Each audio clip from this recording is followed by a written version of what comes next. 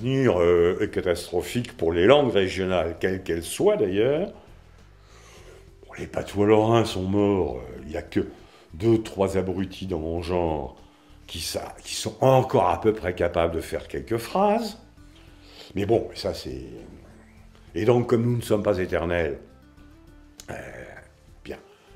En revanche, ce qui va rester, je pense que l'accent est très menacé, mais il va quand même rester un petit peu...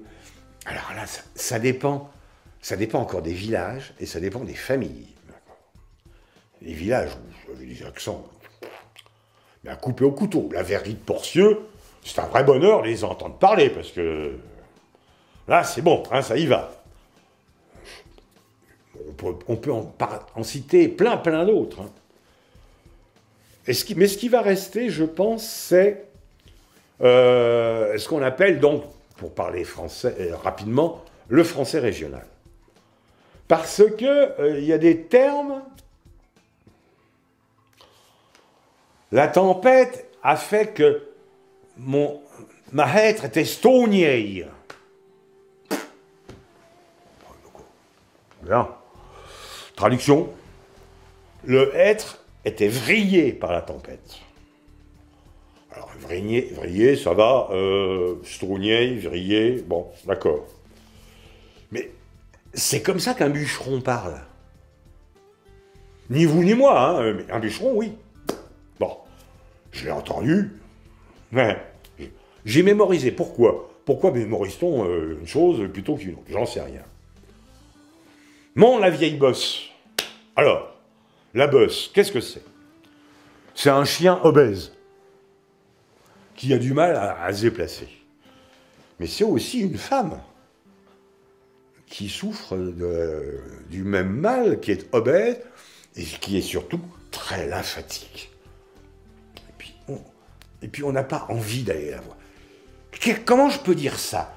Une femme obèse, lymphatique et qui n'attire pas l'amitié. Ben c'est une bosse. Et puis je traduis pas, et puis ceux qui comprennent, c'est bien. Et la vieille coche.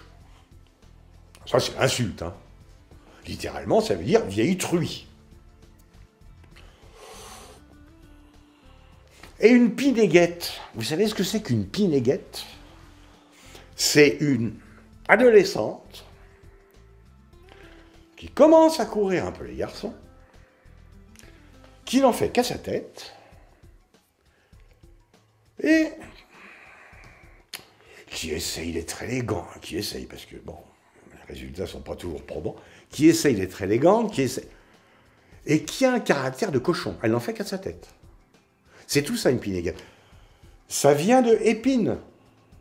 Une petite fille épineuse ou épinette. Bon, vous voyez? Alors, moi, ça va beaucoup plus vite de dire que la sale pinéguette.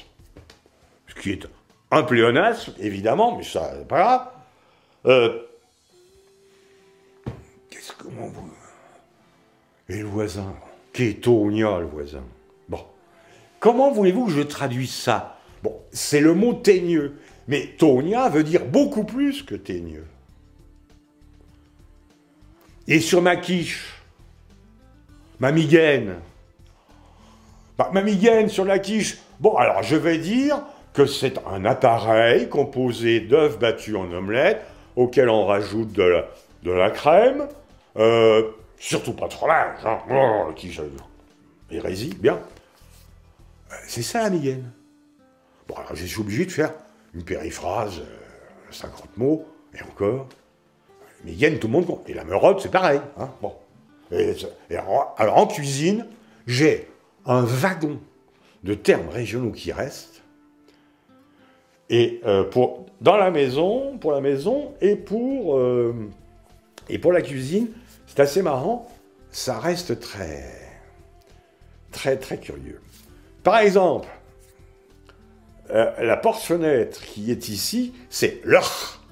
L'or. C'est-à-dire, c'est l'huis, ostium latin, l'huis. La porte du couloir, c'est les portes. On ne confond pas. Je traduis les deux par la porte. C'est pas pareil. Donc, alors, il y a des moments où le patois est beaucoup plus précis que le français. En général, le français est quand même beaucoup plus riche. Hein. Mais j'aime bien ces spécificités. Ben, qu'est-ce qu'on est on est lorrain, on n'est pas français. Enfin, on n'est pas français. Bien sûr que si qu'on est français. Mais on est français que depuis 1766, officiellement.